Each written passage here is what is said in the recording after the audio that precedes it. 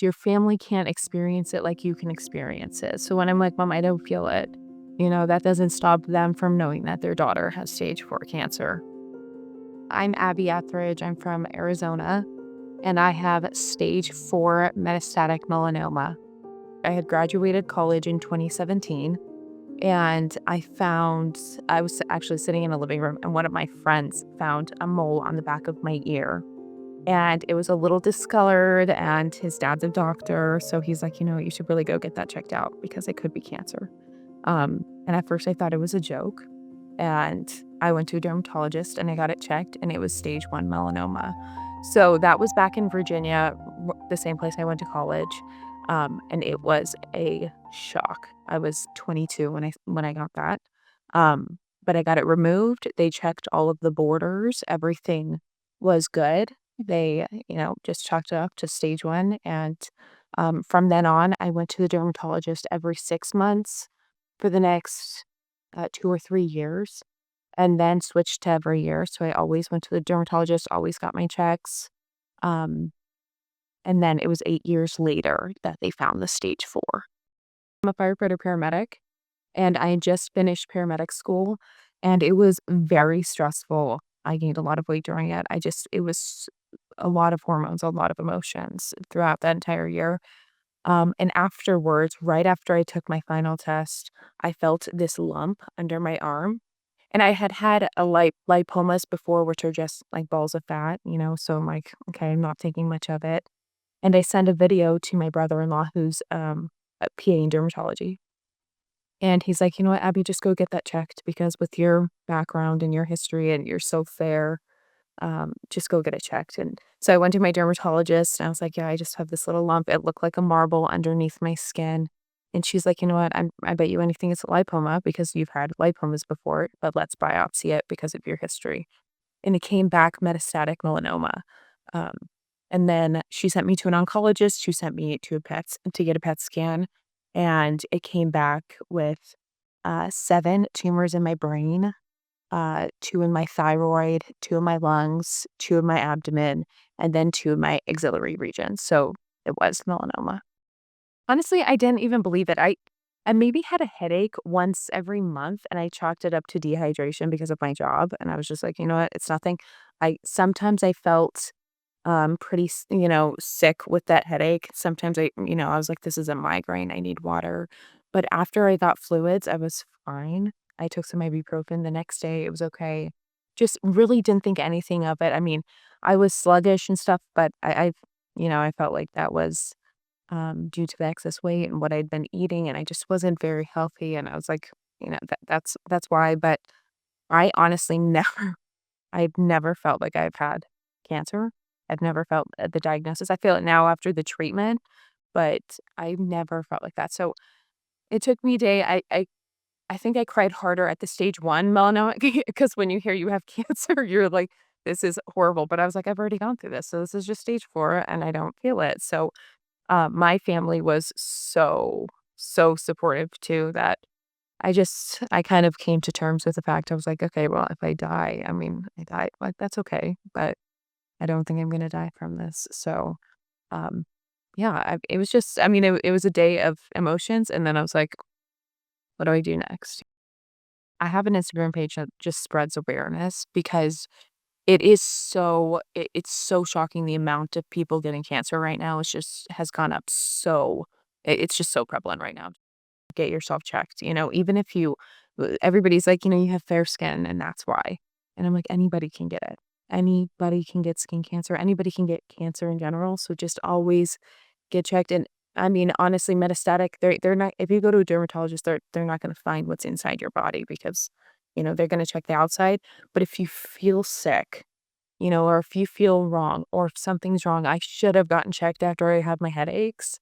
If I'm getting a headache once a month, I should be getting, I should have thought about that more in the situation that I was in, but I just didn't. I think people are so used to going. They get sick for a day, they're fine. They get a headache, they're fine. They take ibuprofen, they're okay. And I'm like, that could be an underlying condition, an underlying problem. My doctor's really funny. She's a very realistic person. And I came in like, what are we going to do now? And she's like, well, you have to know, like, you have stage 4. This is very serious." And I was like, "It's not, I'm not taking it like I'm not very serious about it, but I just don't feel it. I don't feel sick. So I'm just gonna continue on as I am and pretend I'm not sick, and I'll come in for treatments and I'll be okay. And I'm gonna continue to work." And, at first, she was very hesitant about that, and we did not get along. I was like, "Oh, this is what I'm gonna do." And she's like, "Okay, well, I advise against it." And, as time went on, she you know, she we get along very well now. So, it was just those steps where I was like, "Well, I feel fine." But she wanted to treat it very, very aggressively at the beginning because of how many things I had in my head. I did have a very large tumor. This was the year where I had stage 1 cancer, and I had a very large tumor on the left temporal side of my brain.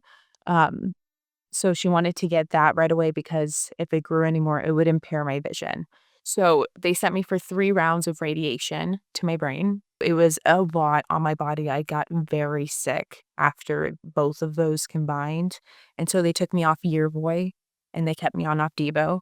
And the 3 rounds of radiation worked for my brain. So they started seeing shrinkage right away. Um, the Opdivo started working right away. So everything just started to shrink. It was awesome. It just very quickly. And then on top of that, I did a lot of natural stuff at home, like juicing and eating healthy, working out, making sure I get all of my exercise in, detoxing, just everything I possibly can naturally. I've done that as well as taking the immunotherapy, taking the radiation, and then it's just worked out so well for me. I'm so grateful. It was a 2-year dosage treatment plan. Started in 2023, the summer of 2023, and it'll end this June. I'll be finished with it. So it was a really long process, but I had a lot of cancer in my body, and I still have.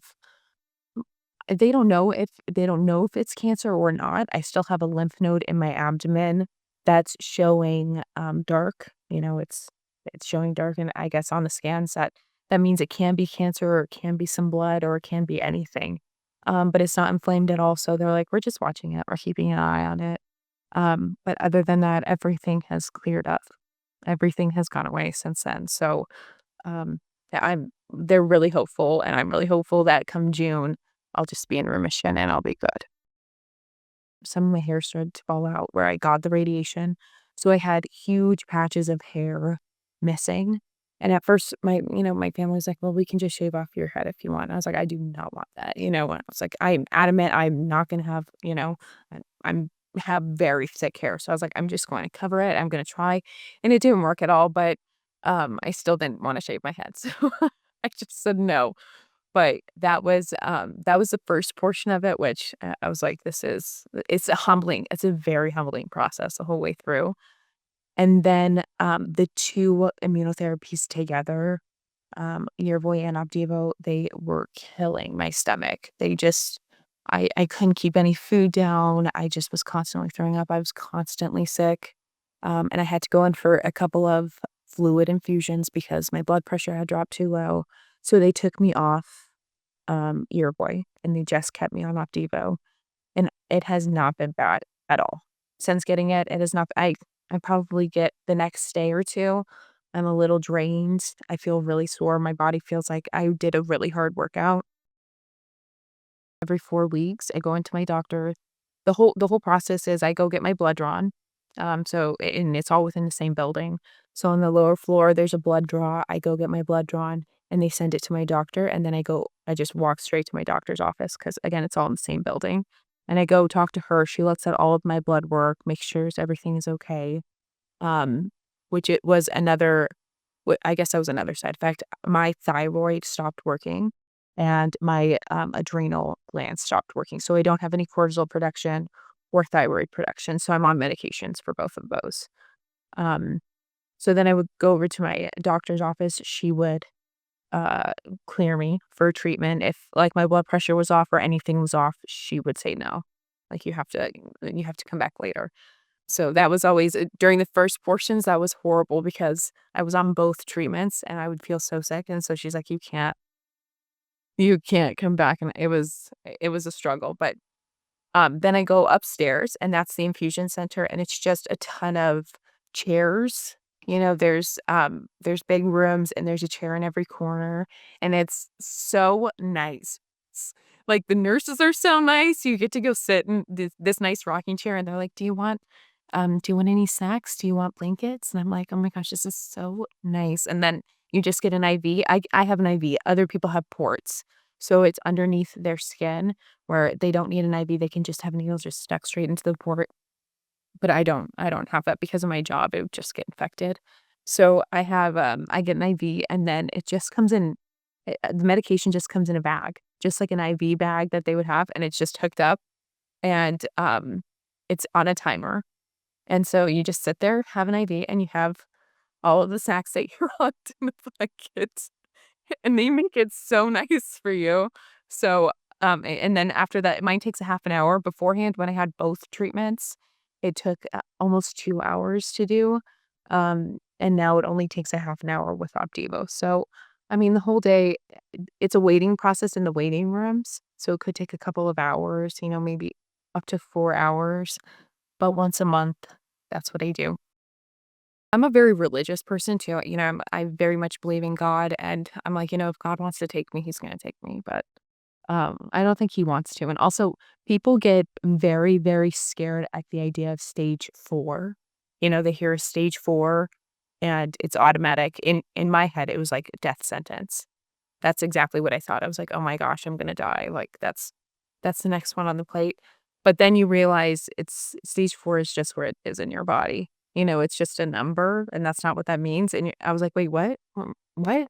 So then when all of the cancer was gone in my brain, I was like, I'm not okay, I had this completely wrong. My mom and I cracked down the second we found out I had stage 4 cancer. She's like, "Okay, this is what we're doing, like, you're only eating vegetables for the rest of your life," and we're like, "Okay, we need to calm down," because I was like, "I need other food than that," but we really cut out a lot of my sugar, added a lot of veggies, added a lot of fruit, I lost a lot of the weight that I gained throughout the classes and stuff that I taken, so I really just got off of processed, got off of sugar, went really natural to a more of a paleo diet. Um, so that was awesome. I live on a ranch, so it was nice to have the food. And we have a lot of food here too. We have chickens, so I get a lot of natural stuff too. So that was my main change right there was number one, just changing the food and making sure that if I'm gonna get veggies, if I'm gonna get stuff like that, I get organic, and, I think that was the biggest change that I made, as well as detoxing, because you have so many toxins and there's so many environmental toxins, and then with what you eat and the water you drink and the air you breathe in, you're always constantly getting toxins and, bacteria on you, and then my treatment on top of that. So there was one portion um where I went in and to get my treatment, and she's like, "Your liver enzymes are way too high, so you can't get treatment this week." And I was like, "Well, can I get it tomorrow?" And she's like, "No, they're not gonna be back down by tomorrow." And I was like, "I'm gonna go home and detox, like, just take my blood again tomorrow." And I came back, there's castor oil packs, and I cleaned out my liver, and drank all these teas, and I did coffee enemas, and I mean, lymphatic drainage, I did everything that I possibly can, and I went back the next day, and m my levels were normal. And she was like, "You can get it today." So, I just, with that, I was like, "Okay, I know that it's working." At least I know that all of my detoxes are working, and getting enough sleep and getting enough water and making sure that maintaining stress, and I've just learned so many things along the way to lead me to now, and my mom has too. My family is just helping out so much with it. I was just like, "Okay, well, it's something on my ear, it got removed, it's fine." But now, with all of the knowledge that really I've learned so much coming this far, and how your body works and what you do, to fuel it, and it's just incredible. It's incredible, and then I'm also in the medical field, so that, all of the diseases and everything that happens, and you just put the 2 together, and you just have so much knowledge as to how you can help yourself, and I think that that's just, it's a lifelong lesson of changing, not taking out sugar for the rest of your life, but making it a lifelong priority to remain healthy and to prioritize yourself and to prioritize your health. I've just learned so many things where I always look at ingredients now.